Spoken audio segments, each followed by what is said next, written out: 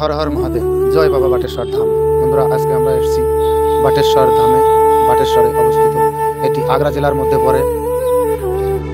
মন্দিরের পাশ দিয়ে যমুনা নদী বইছে।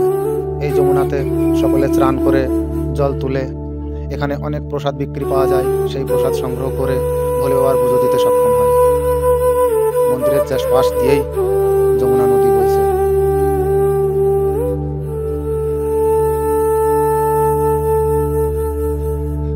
এই যমুনা থেকে জল তুলে নিয়ে এই লাইনে দাঁড়াতে হয়। এই লাইনে দাঁড়ালে কমসে কম 3 ঘন্টার নিচে কেউ ভোলে বাবার দর্শন পায় না। 3 ঘন্টার অপেক্ষার পর পুজো দিয়ে সকলে ভোলেনাথের দর্শন পায়।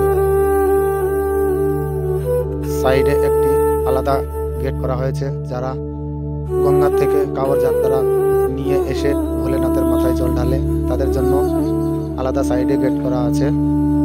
এই গেট দিয়েই ওরা ভোলে বাবার মাথায় জল ঢালতে সক্ষম হয়।